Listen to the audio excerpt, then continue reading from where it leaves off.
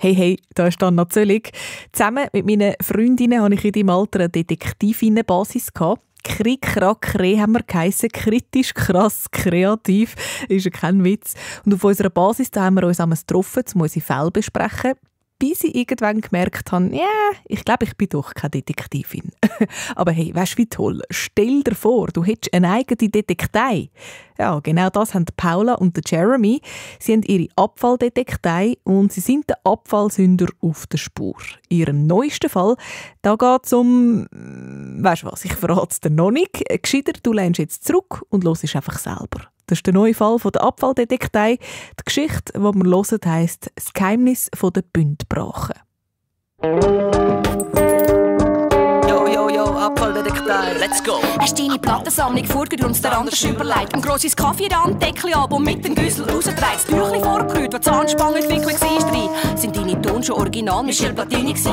Die Mutter hat dein Velo aus dem Keller rausgerückt und die tödliche Abfallmarke auf den goldenen Lenker gedruckt. Hast Wellen nicht sein und die Matratze schnell zum Schredder gedreht, was Gott die Ende Monat dir das ganze Geld reinlegt. Ja, wer hilft? Das sollte ich gern und anderen Notfall. Wer hilft? Die Betten spüren also so schnell. Wer hilft? Paula und Jeremy, die zwei schlaue Freunde von der Abfalldetektei. Sag mal, wer hilft? Besättigen und anderen Notfall. Wer hilft? Die Böden spüren also so schnell. Wer hilft? Paula und Jeremy, die zwei schlaue Freunde von der Abfalldetektei.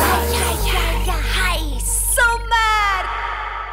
Die schönste Zeit vom Jahr für unsere Abfalldetektei.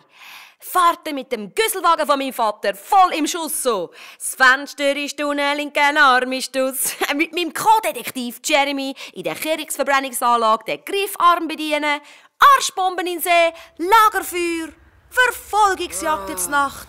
Fabi, Ja, alles vorbei. wieso sind die Sommerferien immer so kurz? Nur einmal im Jahr. Genau, wieso? Kennt ihr das Gefühl, wenn nach der Sommerferien die Schule wieder anfängt?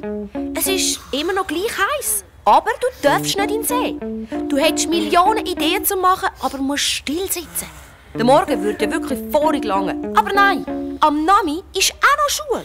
Oh Mann, und dann noch eine Doppelstunde NMG beim Grüter. NMG, Natur, Mensch, Gesellschaft, die spannendsten Themen ever, würdest meinen. Aber, wie durch ein Wunder, schafft es der Grüter, die langweiligsten Stunden ever daraus zu machen. Gut, jetzt können wir noch ein Mittagsschläfchen vorholen. Vielleicht schaffen wir die Doppelstunde ohne Vollkoma. Und wenn nicht, ich ging dich, du gingst mich. So wie immer. Deal. Deal. Der Jeremy hat wirklich immer eine gute Idee. Also, wenn ich keine habe. Und ich habe gute Ideen, wenn sie ihm ausgehen. Weil, oder, wir sind ein Team. Es war auch seine Idee, in der Mittagspause durch den Haag und auf den Bündbrachen abzuhängen. Unser Lieblingsplatz, wenn wir Schule haben. Seit das Geld für den Schulhausneubau ausgegangen ist, ist nämlich hinter dem Bündschulhaus eine riesige Lehmgrube, die original aussieht. Wie im Wilden Westen so. Vertrocknete, rote Lehmerde, ein paar Wasserlöcher, Distelbüsche und ab und zu sogar eine Eidechse. Und dann so flimmerige, heisse Luft über allem. Und ganz selten galoppiert weit weg am Horizont so im Gegenlicht Eine Joggerin. Hey, Paula, siehst du die dort? Was hat die an? Ist das ein Küsselsack. mit Armlöchern? Im Ernst? Ganz sicher, doch im Fall. Das ist wegen dem Schwitzen, dass man mehr Kalorien braucht beim Joggen und so. Das habe ich mal gesehen auf YouTube. Und in der Hand hat sie nochmal einen Sack. Ja, praktisch. Immer die Wäsche zum Wechseln dabei. Die Erwachsenen, ehrlich. Unlösbare Rätsel. Sogar für die Abfalldetektei. Ja. Hey! Ich sage ja, der Jeremy versteht mich. Aber hilft alles nichts. Die Mittagspause ist fertig und damit auch unsere Auszeit im Wilden Westen. Wir müssen zurück ins Elend. Oh.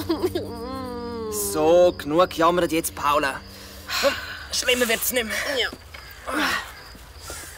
Falsch. Ganz falsch. Schlimmer geht immer. Big Pump in the house. MC Fist hits the Laus. Aus dem Weg, du kleiner Punk, schließ dich weg, die Heim im Schrank. Stabil! Die zwei wieder. Darf ich vorstellen, MC Fist und Big Pump. Eigentlich Philipp Lehner und Burhan Kaya. Deutsch-Rap-Sterne am Bündschulhaushimmel. Und seit sie wissen, dass sie bald ihren ersten grossen Auftritt am Herbstfest haben, platzt es fast. Hey, give me five, ey, wir sind's einfach. Wir haben Beats, alles andere ist Krach. Ey, weisst, wir zwei so BAM! Und dann John im Backing-Vocal so yeah! Ja, Mann! Das ist der Durchbruch für The Yo-Yos! Der Jojos? Okay. Das hatte ich auch mal, das Jojo. Also mit 6. Aber das Federli hat immer so Knöpfe gemacht. Dann habe ich es meinem kleinen Bruder geschenkt. Hey. Nicht Jojos, ihr Anfänger. The Yo-Yos! Nicht low! Psst. Yo! Psst. Big Show! Psst. Yo! Psst. Im Flow! Psst. Yo! Psst. The Yo-Yos! Ey! Maschine! Einsatz! Janine!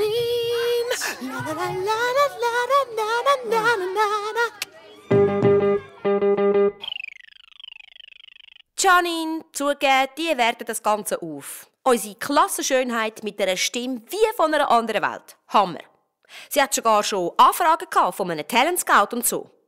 Die als Backing Vocals von den Jojos haben es nicht verdient, ehrlich. Aber unsere Lehrerin hat sie engagiert für den Auftritt. Unsere Lehrerin Biljana Marinkovic.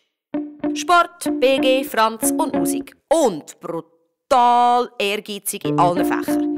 Die gibt Vollgas. Und das Herbstfest ist ihr Spezialhobby extra Lieblingsprojekt. Das wird mega! Ich freue mich so. Wir alle zusammen. Einer für alle, alle für einen. Ja, oder so. Auf alle Fälle, seit 1,5 Jahren sammeln wir Geld dafür. Gutzli backen an Weihnachten, Flohmärkte im Sommer, Fötzle bei jeder Gelegenheit und jedes verdiente 50 verschwindet direkt in der Klassenkasse, weil, oder, fette Anlage muss es sein, Lasershow, Instrumentmiete, Feuerwerk, alles. 2500 Stutz haben wir gesammelt. Und für was? Dass die Deppen rumblöffen können. Nicht low, pst, yo, pst, Big Show, pst, yo, pst, im Flow, pst, yo, pst, the Yo-Yos. Ja, Hammer. Wir freuen uns so. Ja, würde so gern weiterhören, aber leider müssen wir jetzt zum Komagrüter ins NMG. Ciao zusammen! NMG. Ist dann allerdings weniger langweilig geworden, als wir gedacht haben. Auf einen Gegenstand in Bewegung wirkt, dann hat das Einfluss auf das Gesamtsystem, oder? Und dann kann man das ausrechnen. Also, es gibt dann eine Formel, nämlich... Ja. Sie ist weg! Was? Sie ist weg! Alles weg! Eine Katastrophe! Was? Biljana, jetzt beruhig dich. Was ist weg? Unsere Klassenkasse! Meine Schublade knackt, aufgebrochen und alles weg! 2500 Franken weg! Biljana, ich bin sicher, dass wir da... Wer ist das gsi? Billy, jetzt beruhig dich. Beruhigen, hä? Das ist das ganze Budget von unserem Herbstfest. Fürs Bühnenlicht, das Stroboskop, die Anlage, die Nebelmaschine, das Feuerwerk. Was? Unsere Anlage, die Lasershow! Das sag ich doch, unser ganzes Geld. Nein! Alles weg. Haben Sie den Tatort gesichert? Und nichts angelangt? Ist alles noch, wie Sie es vorgefunden haben? Beruhig dich, Biljana. Das Festli wird sicher trotzdem total super. Was, Festli? Ja. Was weißt denn du? Einmal, ein einziges Mal an die groß denken. Alles gegeben. Seit fast 2 Jahren haben wir auf das angespart. Einmal Showtime. Ja, ich meine ja nur... Aber dass das wir- kann ein Tüpfelschisser wie du natürlich nicht nachvollziehen. Ja, aber Billy... Ehrlich, die Erwachsenen mit ihren Problemen. Und noch schlimmer, der Tatort unversiegelt und frei zugänglich. So Anfänger. Der Jeremy und ich natürlich sofort über ins andere Klassenzimmer. Und alles klar. Das Schubladenschloss ziemlich ungeschickt geknackt. Kratzspuren wahrscheinlich von einem Draht, Haarspengeli oder so. Das ist voll der Anfänger am Werk, offensichtlich. Und das Fenster offen. Da hat einer sein Mittagspäuschen genutzt. Fakten. Zugang zum Tatort. Ja, easy. Der Dieb konnte durchs Fenster rein und raus. Ist ein Parterre. Fluchtweg. Frei, bis über zu der Brache. Verdächtige. Ja, mal alle im und ums Bündschulhaus. Das wird ja lustig, alle die Alibi zu überprüfen. Mittagspause, Millionen Kinder und Lehrpersonen. Hey, und die Joggerin vorher? Ja, die komisch. Ja, genau. Die mit dem Güsselsack. Ja, doch denk, die ist nicht ganz sauber. Und das Diebesgut auf der Brache verstecken macht ja auch Sinn. Schon haben wir unsere erste Spur. Alle anderen säckeln voll in Panik und total planlos umeinander.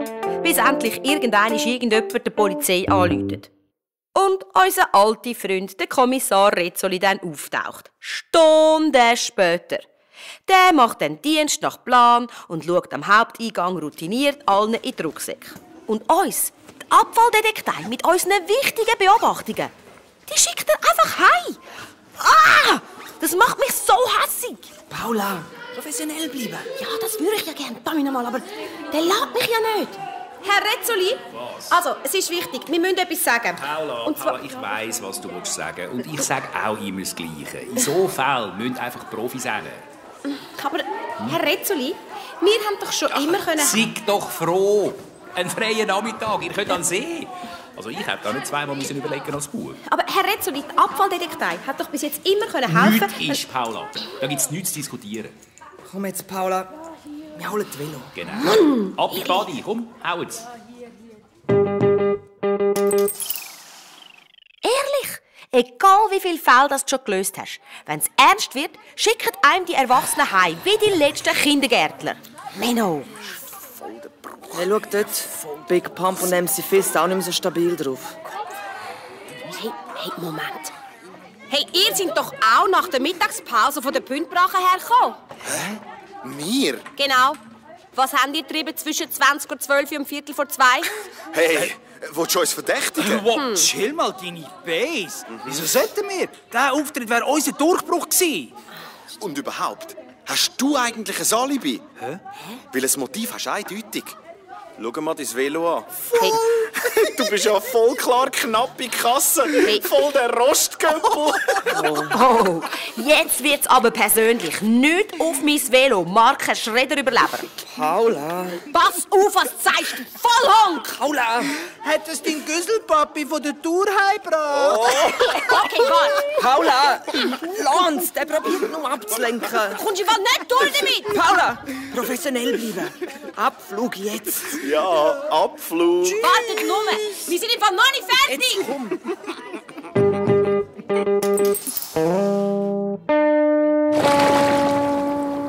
Wir sofort ab an den See, abkühlen. Und das Floss raus. Zum klar denken, das ist das Beste. Vor allem, weil mitten am Nami vom ersten Schultag noch kein Mensch dort ist. Also, gehen wir es nochmal durch. Ja.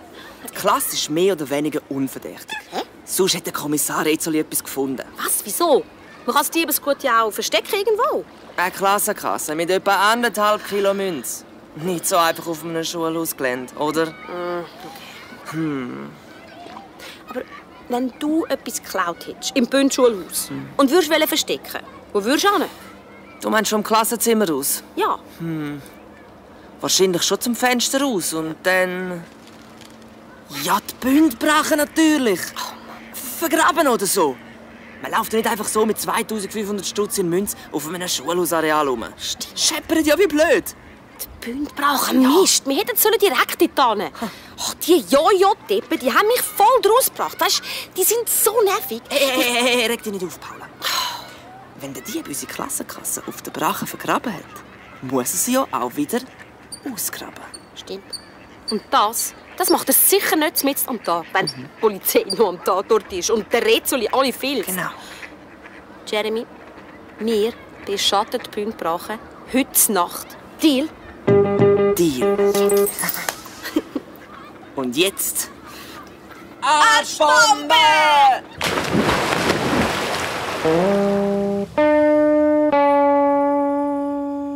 Im Zuhause abschleichen sind wir ja schon Vollprofis, der Jeremy und ich.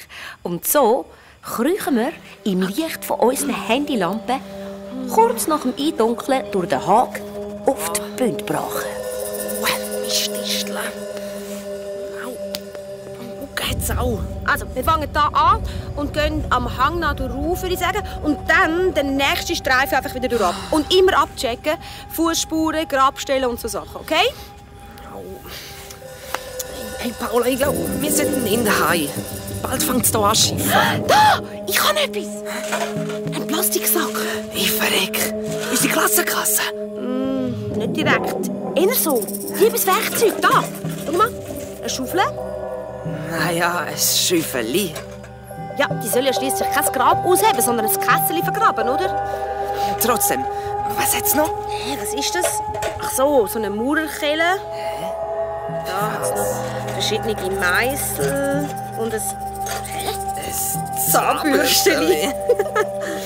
Ja, vielleicht zum Spuren verwischen. Oder Fingerabdrücke entfernen. Also, ich weiss ja nicht. Hey Paula, komm pack hin. Wir überlegen die Hai. Sonst kommen wir voll ins Gewitter. Nein, das kommt nicht in Frage. Wenn wir jetzt gehen, sind morgen alle Fußabdrücke weg. Oh, Paula, Kopf. Du kannst ja heim, wenn dich das ein bisschen Regen stört. Hey, pst! Aber! Ja, mach die Lampe aus! Hey, spinnst du jetzt? Pst! Jetzt! Siehst du dort oben? Wo? Jetzt oben auf dem Hügel. Ein Licht. Ja. Dort ist jemand. Hey, den schnappen wir uns. Los! Wenn die Abfalldetektei auf Verfolgungsjagd ist alles andere vergessen. Auch ein Gewitter. Wir also von Busch zu Busch, von Schatten zu Schatten, den Hang drauf. Immer näher an die Gestalt an. Sie bückt sich die ganze Zeit. Was macht die? Und sie hat eine Stirnlampe. Findet er sein Diebesgut nicht mehr, oder was? Ein Anfänger, ich hab's gewusst. Er hat einen Sack dabei. Unsere Klassenkasse. Wir müssen ihn stellen. Yes! Wir kommen gerade zu den Hügel drauf und da dreht sich der Dieb verschrocken um. Die Stirnlampe blendet mich. Ich stolpere, schlüpfe aus. Ein Dieb direkt in den Arm, reiss ihn mit um. Der Jeremy probiert mich am Fuß zu heben und wie auf einer Schlammrutsche schleifen wir alle drei in einem Rutsch den ganzen Lehmhang ab.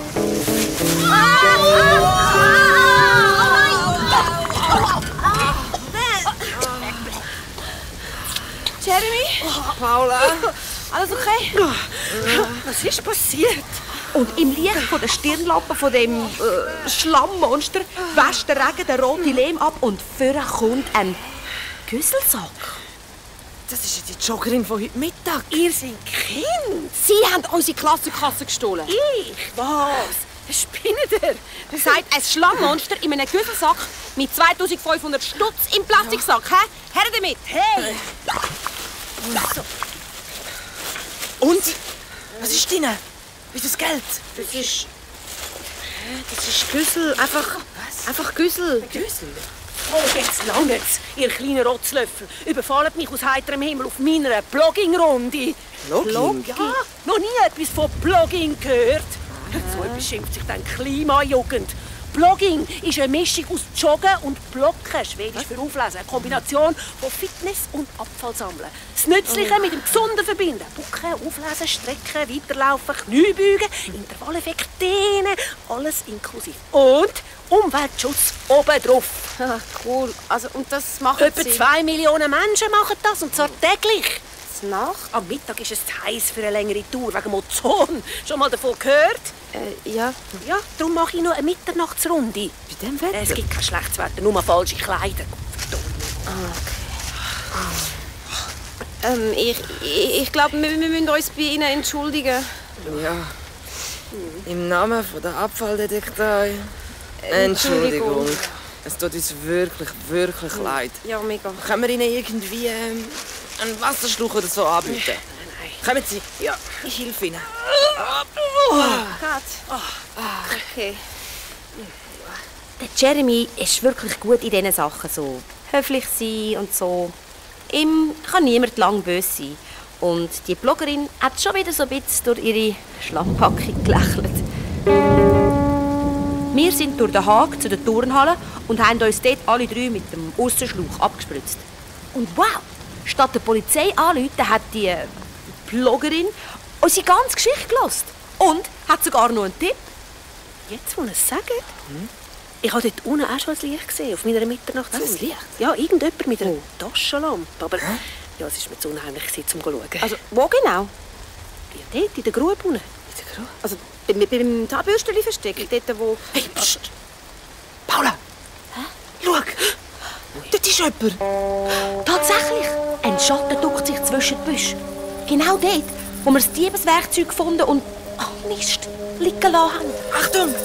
Er hat uns gesehen! Nein, der hat ab! Samt dem Werkzeug und dem Zahnbürstchen! Ja, hinten an! Oh, ja! Oh Mann!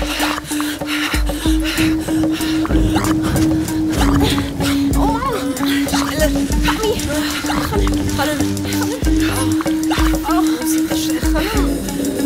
Keine Chance. Der Vorsprung ist zu groß.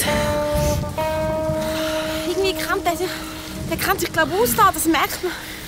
Mist! Unsere ganzen Indizien sind weg. Und Spuren auch in dem Schiff. Katastrophe. Hey, was? Ein Rückschlag heisst noch lange nicht, dass alles verloren ist. Also ich habe auf jeden Fall die Augen offen und berichte, wenn ich etwas Verdächtiges sehe. Und ihr von der Abfalldetektei, dranbleiben. Auf jeden Fall. Sie hat ja recht. Wir haben zwar unsere Klassenkasse noch nicht gefunden, dafür eine neue Verbündete. Passend zu der Abfalldetektei im Güsselsack-Outfit. Und wir haben einen neuen Verdächtigen, der die Nacht ums Bündschulhaus schleicht und vielleicht weitere Einbrüche plant. Mit Meissel, Schaufeln und... Zahnbürsteli. Aber es passiert nichts. Unsere Ermittlungen stocken. Schon die ganze Woche. Keine neue Spur. Und das Herbstfest kommt immer näher. Nur noch 3 Wochen. Und niemand hat eine Idee, was wir ohne Budget überhaupt auf die Beine stellen können. Alle tigern gefrustet umeinander. Die Stimmung im Bündschulhaus ist unter dem Gefrierpunkt. Trotz Augusthitze. Angefangen im Lehrerkollegium. Frau Marinkovic trauert um ihren Platz, das grosse Event, und lässt uns im Turnen runtersäckeln, dass uns die Zunge bis an die Knie hängt. Und der Grütter schleicht die ganze Zeit um Marinkovic herum, um den Retter zu spielen. Aber keine Chance. Seine Augenringe werden von Tag zu Tag dunkler und er schlarpet nur so durch die Gänge. Auch unser verhinderter Backing-Vocal-Star trauert ihren musikalischen Durchbruch am Herbstfest nach. Janine sieht man immer wieder mit verschmierter Wimperntusche. Der Jeremy probiert sie zu trösten mit ein bisschen zu viel Einsatz für meinen Geschmack. Janine, das kommt schon gut. Ganz sicher. Deine Stimme ist so etwas Besonderes. Du brauchst doch gar kein Lichtshow oder Nebelmaschine. Ja, jetzt komm mal oben runter, Janine. Ihr habt doch keine Ahnung. Paula, super gemacht, ehrlich. Ist doch wahr, wie lange wollt ihr ein bisschen Backing-Vocals denn noch nachtrauern? Paula, Kopf! Und unsere Hobby-Rapper, der MC Fist und der Big Pump alias Philipp Lehner und Burhan Kaya, müssen ihren Frust einfach an jedem rauslassen, der ihnen in die Quere kommt. Hey, schau, Opfer auf 12 Uhr.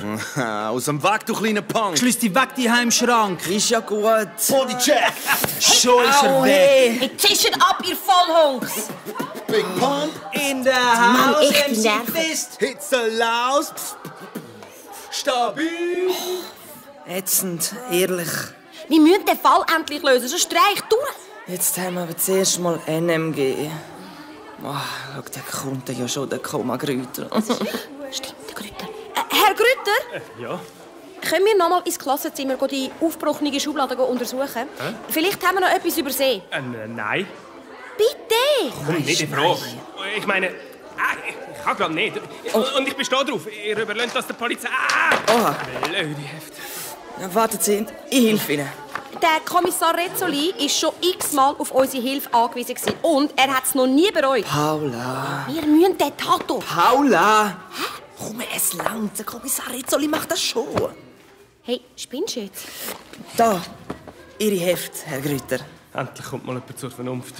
Jeremy? Ich mein's ernst, Paula. Abflug. Hey, hat er den MC Fist ins Hirn geschüttelt? Was soll das? Und lass meinen Arm los! Paula! Jetzt los doch mal zu. Ja! Der Grüter. Also, seine Hosenbeine. Was glaubst du, habe ich gesehen? Hä? Rote Lehmerde. What? Der war auf der Bündbrache. Eindeutig. Der Grüter? Was macht er dort? Das müssen wir eben herausfinden.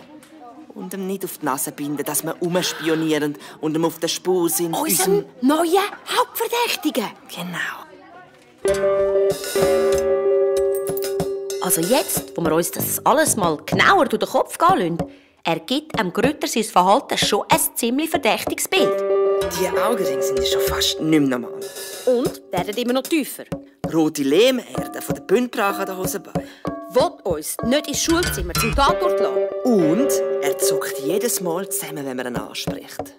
Irgendetwas stimmt da nicht. So viel ist sicher. Genau. Weil auch dem Grütter seine Hosenbeine Verbindungen zu den Bündbrachen aufweisen, wenn wir in der Mittagspause nochmal durchs Loch im Hag auf die Baugrube gehen, recherchieren. Nur... Halt! Hä? Da kommen wir nicht durch. Big Pump, gib Deckung. Immer, MC Fist. Meine Faust ist deine Faust. Jetzt lernt uns durch. Wir müssen auf die Brache. Jetzt nicht mehr. Planänderung. Das Level ist ab sofort gesperrt für euch. Was? Jetzt lass mich da durch! Bodycheck! Hey! Scheisse weg. Und ab jetzt grosser Bogen um das ganze Level da. Ja, komm jetzt Fist. Check Waffenkamera. Yeah, safe. Heute gibt's Kühle zu fühlen. Safe. Nach dir, kühle Hexer. Tschüss, ihr Noobs. Selber nur. Und learn to play. Arschlöcher! Big Pump. In der die Haus, zwei. MC Fist. Gott. Pixelaus. Ja. Stabil. Wir geschlagen. Hinter das Schulhaus zum Velounterstand. Zum Abendkommen. Und zur Lagebesprechung. Boah, das ist jetzt wirklich Next Level. Bis jetzt habe ich immer gedacht, die sind eher nervig als gefährlich. Ja. Aber Waffenkamera, das tönt nicht gut. Glaubst du, der Grütter und die zwei sind ein Team? Innen nicht. Vielleicht erpressen sie den Grüter. Oder er sie? Aber weißt du was? Ja, klar. Wir müssen ihn nach. Wem? Müsst ihr noch? Grüezi, Herr Rezzoli. Also, Polizei im Einsatz. Hallo, alles klar, Herr Kommissar? Gibt's etwas Neues? Ich frage Paula, nicht du. Also, was macht ihr da? Also, ja, wir müssen... Ist die Abfalldetektei etwa wieder im Einsatz? Nein, sicher nicht. Nein, wir müssen nur unseren Kollegen von der Lerngruppe nach. Ja, ja, die sind schon auf der Brache. Ja. Wegen Recherche für NMG. Für was? Naturmenschgesellschaft. Ja, genau. Aber, Also, Herr Kommissar... auf Wiedersehen, Herr Tschüss. Rezzoli. Wer es glaubt. Boah, das war knapp. Aber egal. Wir also wieder auf Verfolgungsjagd. Das Mal in der Mittagssonne. High Noon. Im roten Staub von Nevada, im wilden Westen von der Bündbrache. Und durch die flirrende Luft galoppiert uns unsere Ploggerin entgegen. Entschuldigung. Was? Sorry. Wo Sie schon aus dieser Richtung kommen? Ja, Haben Sie vielleicht irgendetwas Verdächtiges gesehen dort hinten irgendwo? ja, also Verdächtig, etwas, ja? kriminell, nicht zum Glauben. Nein, also- Wer macht so etwas? Das ist ein Desaster. Ich habe keine anderen Worte dafür. Könnten Sie ein bisschen weniger einfach so durcheinander reden? Was durcheinander? Hey, Paula Lonsi, ich glaube, die steht unter Strom. Siehst du doch. dort hinten und im hintersten Ecke der Brache. Ehrlich, nein, man glaubt es nicht. Da sagen alle Mikroplastik-Sexproblem. Aber niemand redet vom Plastik-Tsunami, von der PET-Lawine, der Abfall-Apokalypse. Ich muss aufrüsten, Verstärkung und frische Güsselsäcke. Und dann wird da aufgeräumt. Einfach alles muss man selber machen. Die ist ja völlig durch. Ich glaube, die ist unter Schock oder so. Komm, wir gehen schauen. Ja, voll. Mir hat's die Sprache verschlagen. Passiert selten, ich schwöre. Aber im hintersten Ecke der Bündbrache, gut versteckt, hinter Brombeergestrüpp und Gebüsch, ist eine Grube. Eine illegale Abfallgrube. Mit tonnenweise PET-Flaschen. Und nicht so die kleinen, nein, die fetten 2 Liter Sprite, Zünder, Cola. Und zmitzt in dem PET-Flaschendepot bis zu den Knien drin, in dem Recyclingbad, 2 nur zu bekannte Vollpfosten, die Vollrohr aufeinander eindreschen mit einer PET-Flasche in jeder Hand. Blutfaust gegen Keulenhexer, Level 15. Ganz kritische Phase. Wer trennt die wütenden Giganten? Das Xylophon des Grauens erschallt über den Wäldern von Navaragorz. Wow, au, hey, und Strike, und Krüle, Strike, und Krüle. Der Beehänder tanzt. Wow, Time out.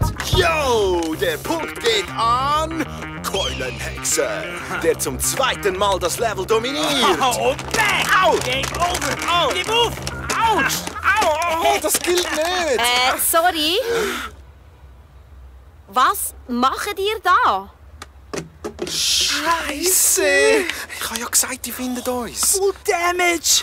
Zuerst Verdächtige beim Klassenkassenraub, jetzt auch noch Masters of the Plastic Disasters. Blöde Bachsträhne. Der grosse Auftritt sabotiert jetzt unsere kein Playstation entdeckt.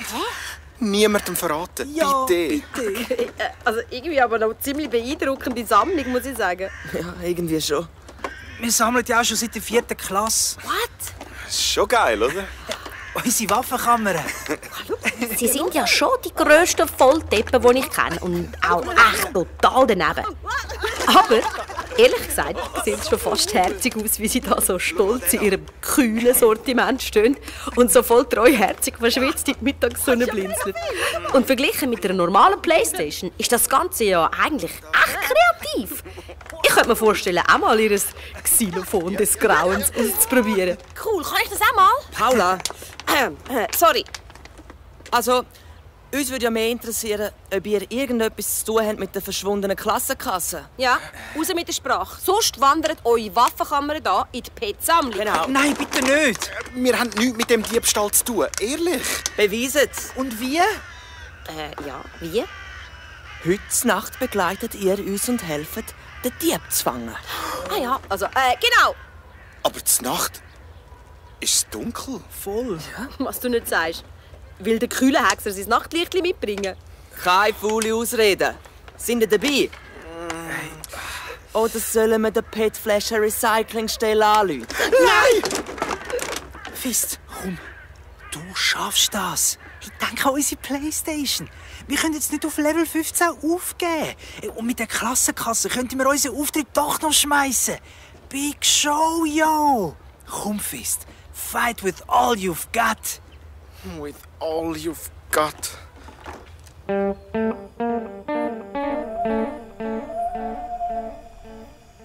Zugegeben, es ist ein ziemlich schräges Team, das diesem Abend in der Bündbrache herumschleicht. Unsere Bloggerin haben wir ausgeladen. Wir konnten sie überzeugen, dass das Räumen der Pet Group noch ein bisschen warten muss und wir das mit meinem Papi und seinen Profikollegen aus der Kehricht-Sammelstelle übernehmen. Die Bahn ist also frei für unser neues Spezialteam. Die 2 Rap-Vollspacken, Rücken an Rücken, bewaffnet mit einer PET-Flasche in jeder Hand. Der Jeremy mit der Taschenlampe und ich mit dem Handy im Anschlag. Oder wenn uns der Dieb wieder abhaut, dann wollte ich wenigstens das mal ein Foto haben zum Auswerten. Jetzt sind endlich mal ruhig, ihr Anfänger. Ihr vertreibt wirklich noch den letzten Verdächtigen. Wieso? Das mache ich immer, wenn ich nervös... Also, wenn ich mich auf ein Battle vorbereite. Mit wem willst du dich betteln? Mit dem Häschen dort hinten. Willst du das mit deinem PET-Fläschchen vermöbeln? Jetzt macht euch nicht in die Hose. Feldhasen hat da ganz viel und die kommen halt raus in der Dämmerung. Okay. Letztes Mal haben wir sogar einen Fuchs gesehen. Okay.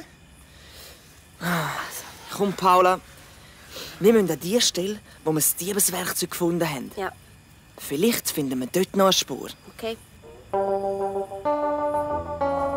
Dort! Ein Schatten.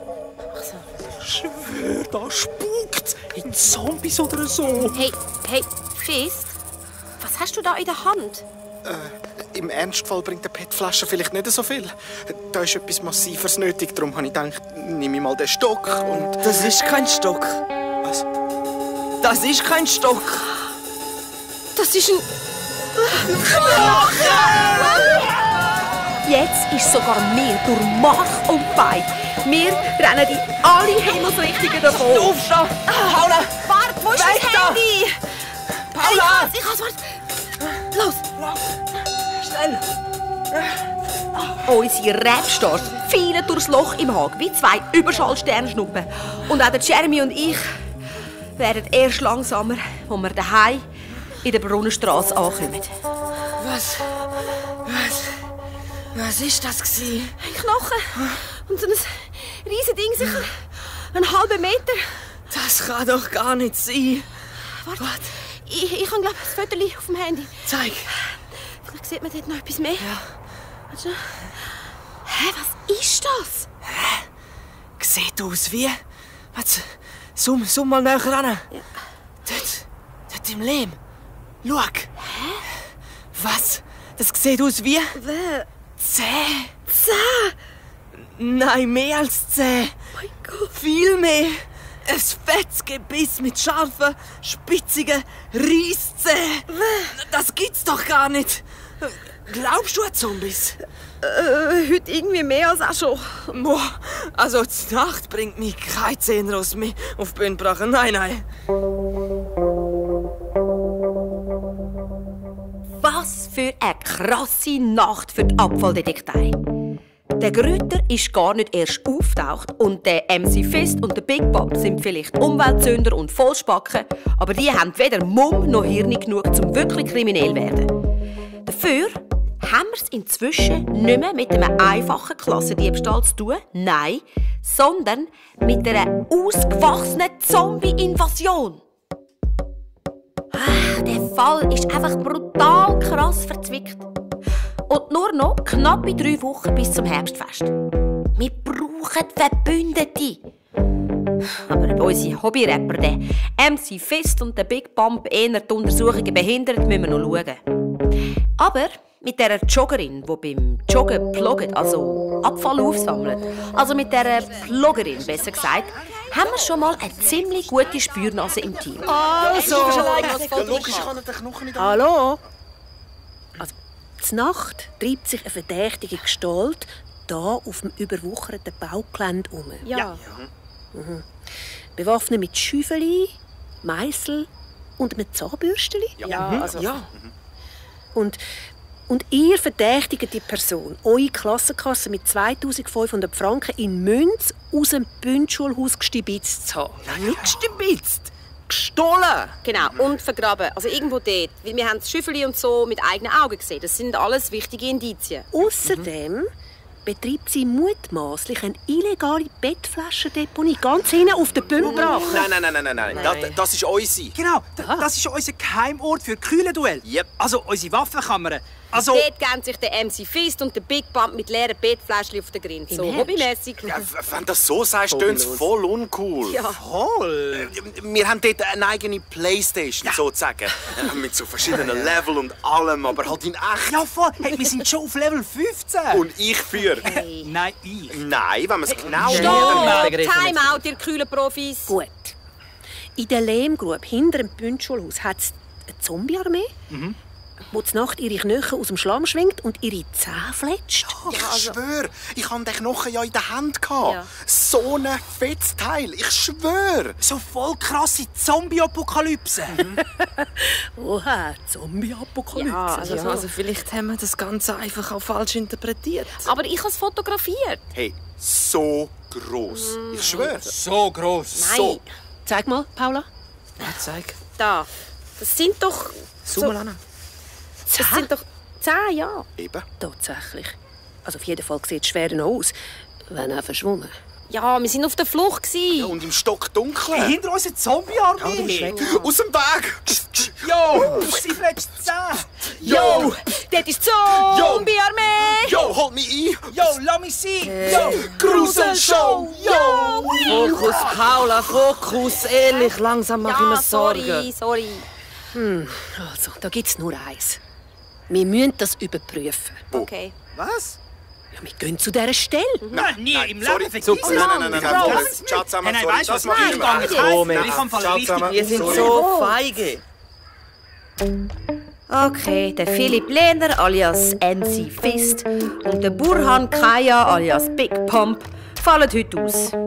Vielleicht nicht so schlimm. Aber eben, sogar mir ist es ziemlich geschmuch, obwohl helllichter Tag ist und so. Gut ist unsere Bloggerin dabei. Also da war es. Ja. Da hat der MC Fist, also der Philipp, der riesen Knochen aufgelesen. Ja, und dann irgendwo habe ich das Foto gemacht mit den vielen Zähnen, die so aus dem Schlamm geschaut haben. Genau. Ja, und wo sind die Knöchel jetzt? Ja, gute Frage. Eben vielleicht, also Zombies sind vielleicht so rausgekommen und dann, ich weiß auch nicht, dort über und so. Mal schauen. Sorry.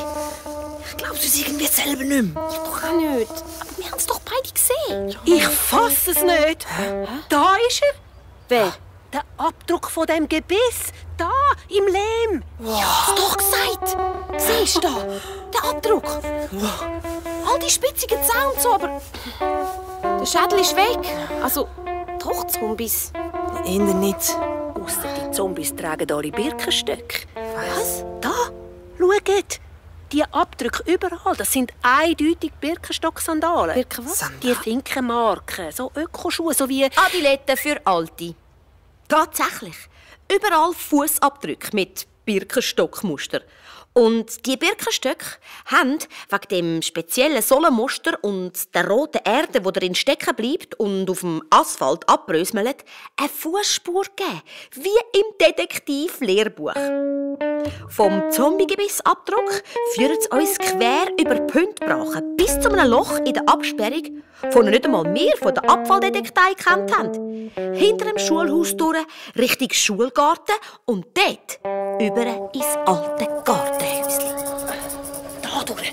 Wir oder so leisig angeschlichen, dann hören wir irgendetwas, so ein Krüscheln, das mir irgendwie bekannt vorkommt. Und wo unsere Bloggerin mit Schwung das Türchen aufreißt, was kommt uns entgegen?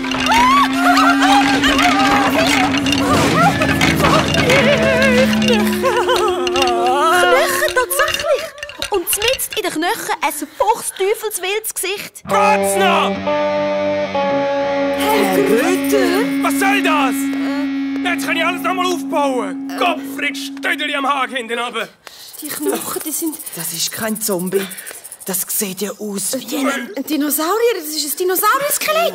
Ein Plateosaurus ist das, Ihr Anfänger. Oh nein. Ein praktisch vollständiges Skelett von 7 Metern. Im Trias vor 200 Millionen Jahren da gestorben. Krass. In der Lehmgrube hinter dem Pünschschulhaus konserviert. In liebevoller Handarbeit von mir rausgebürstelt. Ah, jetzt. Darum das Zahnbürste. Den ganzen Sommer über zusammengesetzt. Mit 32 Rollen Blumendraht. Ja, nur noch der Schädel hat gefehlt. Und in einem Bruchteil von einer Sekunde die ganze Arbeit zerstört. Ja, das ist... Von einer Geistesgestörten in einem Güsselsack. Sie müssen entschuldigen. Unsere Bloggerin, sie hat es nicht so gemeint. Sorry. Aber warum halten Sie die ganze Sache denn also geheim? Wieso haben Sie Ihren Fund nicht einfach gemeldet? Stimmt, muss man das nicht sowieso? Also, melden, meine ich. Einmal wollte ich auch mal etwas Grosses schaffen. Und es allen zeigen. Ja, einmal das Shop-Türchen aufmachen und sagen: «Da, für dich, Billy, vom Töpfli-Scheisser.» Und jetzt kann ich alles wieder von vorne anfangen. Okay. Meine Nerven. Nein. Nein. Das bringen wir schnell wieder an. Ja, voll. Dritt ist doch das viel einfacher. Ja. Ja, easy. Und Sie haben ja gut vorsortiert. Mega. Ja, also, dann Schaut mal. Und so verbringen wir unseren freien Nachmittag damit, ein 7 Meter 3D-Dino-Knochenpuzzle mit Blumendraht zusammensetzen, den Schädel zu bürsteln und nebenbei noch unsere erste, wirklich spannende NMG-Stunde beim Grütter zu erleben. Der Plateosaurus hat ja auf dem Urkontinent Pangea gelebt, oder? Und der hat später verrissen. Und seine Teile sind auseinanderdriftet. Jeremy, Achtung. So? Ja, die passen gar nicht zusammen. Also auseinanderdriftet, so dass wir jetzt die Plateosaurus-Knöchel... Du musst immer auf die Nummer schauen, gell? Dass wir jetzt die Plateosaurus-Knöchel fast überall finden. In Europa, Asien, Afrika, Süd- und Nordamerika. Ja, jetzt. Genau. Er ist der erste grosse Dinosaurier in der Erdgeschichte mit einer Körperlänge von 7 bis 8 Metern. Krass. Stimmt das so? Ja, heben mal da. So. Ja. Und jetzt den Draht abknipsen. Ah, okay. Tipptopp. Ja. Am Abend, wo es eindunkelt, haben wir das Skelett endlich fertig zusammengebaut. Und wie der Grütter so stolz vor seinem fertigen Plateosaurus steht, mit roten Backen, Lehm an den Birkis und Brüllen vor Begeisterung beschlagen, kann ich mir zum ersten Mal vorstellen, dass er bei der Frau Marinkovic vielleicht doch eine minimale Chance hat. Aber, wo wir mit dem gigantischen Dino-Puzzle fertig sind, fällt mir auf, dass wir schon wieder ein anderes Rätsel gelöst haben, als wir eigentlich wollten. Kopf nochmal! Wer zum Teufel hat unsere Klassenkasse gestohlen? Wir, also der Grütter, überredet uns nochmal ins Schulhaus zu lassen, um den Tatort zu inspizieren. Also das Schulzimmer von der Frau Marinkovic, wo die Klassenkasse aus der Schublade gestohlen worden ist. Und wo wir im Halbdunkeln den Gang führen laufen. Psst! Dort ist jemand. Hä? Kann nicht sein. Die Billy trainiert heute ihre Fußballfrauen. Aber die Tür ist offen. Jetzt der Verdächtige zurück an den Tatort gezogen. Oh, der hat eine Taschenlampe. Verdächtig. Den schnappen wir uns. Okay. Sollen wir nicht besser warten, bis Billy dann einfach... Nein, jetzt reissen sie sich zusammen. Also gut. Billy, für dich. Wir also schleichen an. Und dann, auf mein Zeichen, Hände hoch! Geben Sie auf! Widerstand zwecklos! Ich stelle nichts. Was? Janine! Tatsächlich. Da steht sie. Unsere Klassenschönheit mit Engelsstimme. Taschenlampen im Anschlag vor der aufgebrochenen Schublade. Ich verreck. Janine! Ich stelle nichts. Ich wollte nur etwas zurückbringen. Jetzt bin ich aber gespannt. Ja. Und dann fängt Janine an zu erzählen. Von dem Talentscout, wo sie nach ihrem Vorsingen in der Musikschule eingeladen hat zu einer Castingshow. Universe of Voices. Mein Traum. Und dann in die Auswahlrunde nach Berlin, wo sie als eines von 250 Gesangstalenten ein Vocal Coaching machen konnte. Für 500 € Aufnahmegebühr. Plus ein neues Outfit für 170 Franken. Der Nachtzug für 385 Franken. 120 € die Übernachtung in Berlin und 60 Sessen. Ich wollte doch einfach die Chance nutzen.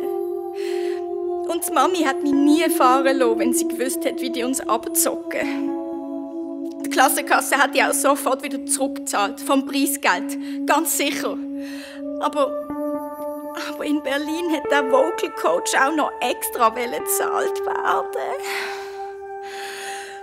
Vielleicht habe ich auch irgendwie gemerkt, dass das alles schief geht. Auf jeden Fall hat meine Stimme in der Audition total versagt. Ich bin in der ersten Runde rausgeflogen und ich konnte nicht einmal in die Sendung. Kein Wunder sieht Janine so fertig aus in der letzten Zeit. Sie tut mir fast ein bisschen leid mit ihrer verschmierten Wimperntusche. Fast ein bisschen so Schredder-Überleber. Hey, aber wie viel von dem Klassengeld hast du denn noch? Was hast du gerade zurücklegen? Ich habe noch... Moment. 63 Franken 75. Ja, super. Das wird das Mages Herbstfest. Ja. Sicher ohne Lasershow, Anlage, Nebelmaschine, Feuerwerk und so. Es tut mir so leid. Wir müssen das melden, Janine. Das verstehst du, oder? Wenn unser Herbstfest ausfällt, muss Billy wissen, wieso. Nein, gar nichts müssen wir. Für Schredder-Überleber schlägt mein Herz. Und in unlösbaren Situationen läuft Miss Paula Detektivhirni auf Hochtouren. Und wenn beides zusammenkommt, dann passiert das. Herr Grütter, Sie bewahren Stillschweigen. Also. Janine, pack die 6375 wieder ein. Jeremy, alle zusammen trommeln. MC Fist, Big Pump und unsere Bloggerin. Der Fall übernimmt die Abfalldetektei. Cool, yes! Weil, oder? Wenn ich etwas gelernt habe in meiner Karriere bei der Abfalldetektei, dann das. Nur als Team ist man unschlagbar. Und die Lösung liegt immer im Abfall. Also, was haben wir denn noch, was wir brauchen fürs Herbstfest? Also das Bündschulhaus. Mit einer uralten Tonanlage, aber Ja, eben. immerhin. Ja, unsere Beats natürlich. Die sind sogar unplugged, so fett. Ey, das knallt voll innen, ich schwöre. Ja. Okay, was noch? Wir haben noch eine riesige Grube mit PET-Flaschen in allen Farben. Haha. Hey, ein bisschen Respekt, Bro. Gell? Wir sammeln seit der 4. Klasse. Ja, das wissen wir jetzt. Mal, jetzt im Ernst. Vielleicht können wir die zum Dekorieren brauchen. Oder eine Lichtshow damit machen. Das ist gut. Das ist sehr gut. Ich habe mal auf Insta so eine Künstlerin gesehen, die hat aus leeren Plastikflaschen eine riesige Installation gemacht. Thema Meer und Save the Oceans. Mit Quallen, Algen, Fisch, alles aus PET-Flaschen. Hey, das hat mega schön ausgesehen und das hat Likes bekommen, dass es geklopft hat. Okay, Janine, in diesem Fall übernimmst du. Ich gebe alles, ich schwöre. Okay, MC Fist, Big Pump, ihr lasst euch mal zum Thema etwas einfallen, so in Richtung Meer, Abfall, Recycling. Spinnst? Hey, nein, das geht gar nicht. Hey, wir sind Deutschrapper. Hey, wenn da so ein Ökosong von uns auf YouTube auftaucht, ist das mit der Street Credibility? Tschüss. Ja, das ist voll der Image-Killer. Das wäre wie, wenn wir das nächste Mal im Birkenstöck auftreten. Mit Blockflöten. Nichts gegen Birkis. Die hat im Fall heute jedes Model an. Und Rapper auch. Siehst du? Der Dose 9 ist sogar als offizieller Birki-Influencer viral gegangen. Das weiss sogar ich. Ja, genau. Außerdem müssen wir halt alle einfach so gut sein, dass Umweltschutz nachher voll cool ist. Ja, mega. Und wenn ihr wieder Schiss habt, dann überlegt ihr euch halt einen Undercover-Namen, so «Haben ihr wieder Schiss, Jojos?» Wir sind doch kein Klimakleber. «Better call you Anders Bros!» «Yo, Schredder-Überleber!» Sie ist Maschine. Ja, Mann, ich fühl's, Bro. Hey, wir gehen steil. Janine, ich schließe mich, glaube ich, zum Team Save the Oceans an. Super, ich kann jede Hilfe brauchen. Ich habe auch noch eine Idee. Wir machen da einfach einen neuen Sport draus. Fit for Fun for Free. 5F. FFF fest. Nachhaltig feiern für Fortgeschrittene. Lebensfreude trifft Umweltschutz. Ein Zukunftsmodell. Ich muss das gerade in meiner Blogging-Gruppe posten. Yeah, voll cool. Okay. Und Herr Grüter, und Sie? Haben Sie auch noch etwas beizutragen? Oh, leider nein. Nichts Grosses. Höchstens vielleicht mein Plateosaurus-Skelett. Pams. Ja, aber das gibt vielleicht noch mal ein Schwerpunktthema. Willst du auch zum Dinosaurier werden ja zusammen gegen das Artensterben? Ja. Hey, ich fühl dich, Bro. Warte mal. Willst du auch ein Dinosaurier werden? Zusammen. Gegen das Artensterben! MC Jerry Gerosi. Okay, sehen Sie, das geht doch. Mit Ihnen kann man arbeiten. Ja, wenn ihr meint. Jo, Bro.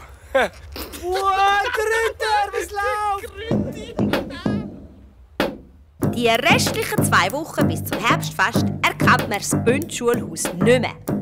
Schülerinnen und Lehrer, Umweltschützerinnen und Eltern, alle wachsen über sich aus und arbeiten Hand in Hand, um unser Herbstfest zu retten.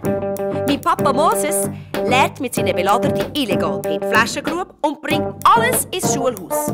Und Gianni bearbeitet sie mit dem Jeremy, der Frau Marinkovic und der ganzen Mittelstufe mit Teppichmesser und Sekundenleim. Also, aus den grünen, durchsichtigen und blauen Plastikflaschen hier machen wir jetzt Quallen und Fischschwärme. Und die transparenten hier hinten, das werden Korallenriff und Algen. Und wir verwandeln die ganze Schulaula in eine Unterwasserlandschaft. In der Turnhalle baut der Grütter sein Plateosaurus-Skelett auf, das unter Hobby-Paläontologen schon als überregionale Sensation gefeiert wird. Und auch der Kommissar Rezzoli hilft, wo er kann. So, das ist die Ausnahmebewilligung für lärmintensive Veranstaltungen nach dem 8. Ja. Und das hier eine exklusive Auftrittsgenehmigung für die Band Schredder-Überleber vom Bünschulhaus. Wow, super, danke. Merci. Gern geschehen. Wenn ich schon nicht weiterkomme mit dem Klassenkassenraub, dann kann ich mich ja wenigstens sonst ein bisschen nützlich machen. Ja, hey, nehmen Sie es nicht so schwer, Herr Wir Rezzoli. kennen das, Herr Kommissar. Ja. Manchmal gibt es einfach Fälle, die wollen nicht gelöst werden. Nein. Gut, wenn ihr meint. Ciao zusammen. Ja.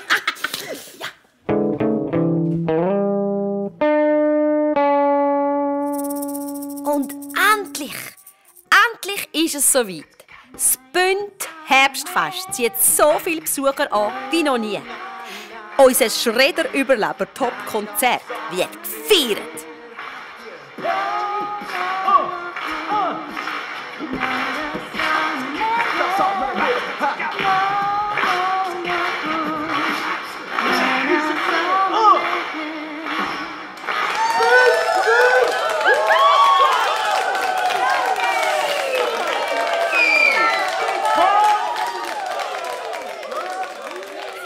Und nach 1000 Zugaben gehen alle mit ihren mitgebrachten Taschenlampen in die Aula, wo all die aufgehängten Quallen, Fischschwärme, Korallenriffe und Flundern aus PET-Flaschen im 1000 Taschenlampenlicht plötzlich anfangen zu leben.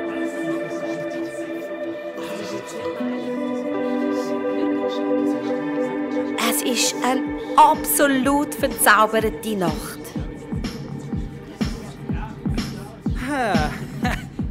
Hey, Fist, was ist denn mit dir los? Hat dir einen Stacheldrachen gestochen?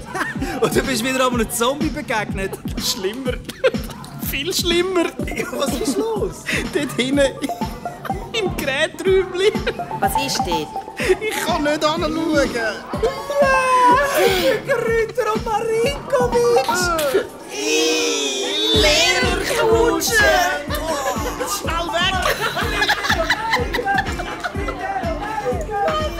Das ist sogar für mich zu viel. Und während der MC Fist und der Big Bump einen von ihren bewährten, fluchtartigen Abgängen anlegen, gehe ich aufs Flachdach rauf, zum oben runterzukommen. Hey, Paula. Hey, lange nicht gesehen. Viel zu tun gehabt. Du ja auch. Kann man so sagen. Und? Zufrieden? Wie nicht? Wieso, hast du irgendetwas vermisst? Na, im Gegenteil. Alles viel besser gewesen als geplant. Wahnsinn. Ja, Wahnsinn. Nur vielleicht das Feuerwerk, das hätte ich schon noch gerne gesehen. Im Ernst? Was? Ja? Mach mal die Augen zu. Was? Ich mache sicher kein Zeichen auf dem Flachdach. Kein Zeichen. Ich schwöre. Augen zu. Okay. Und jetzt umdrehen. Wo? Ich Ich heb dich. Keine Angst. habe doch keine Angst, geht's noch. Und langsam die Augen auf. Wow! Am Himmel hängt ein Streifen, glühungsrot. Die Wolke am Herbstmorgenhimmel ist dunkelviolett mit orangen Streifen. Achtung! Das krasseste Feuerwerk ever. In Zeitlupe. Extra für dich. Dass es länger geht. Die Farben explodieren ganz langsam vor unseren Augen. Lila, orange, pink, gelb. Gratis für dich. Nein, nicht nur für mich. Für uns. Also, ich meine, für die schlauen Freunde von der Abfalldetektei. Yeah! Yo, Abfalldetektei. Let's go. Hast deine Plattensammlung vorgerührt und dir anders überlegt. Ein grosses Kaffee-Randdeckel ab und mit dem Güssel rausgedreht. Das Tüchli vorgerührt, wo die Zahnspangenentwicklung war. Sind deine deine Tonschuhe original Michel Platini gsi. Die Mutter hat das Velo aus dem Keller rausgerückt und die tödliche Apfelmarke auf den goldenen Lenker gedruckt. Hast wollen nicht sein und die Matratze schnell zum Schredder treibt, was Gott die Ende Monat dir das ganze Geld reinlegt. Ja, wer hilft? Das sollte ich gern und anderen Notfall. Wer hilft? Die beiden spüren also so schnell. Wer hilft? Paula und der Jeremy, die zwei schlaue Freunde von der Apfeldetektei. Sag mal, wer hilft? Wir sollten gern und anderen Notfall. Wer hilft? Die beiden spüren also so schnell. Wer hilft? Paula und der Jeremy, die zwei schlaue Freunde von der Apfeldetektei.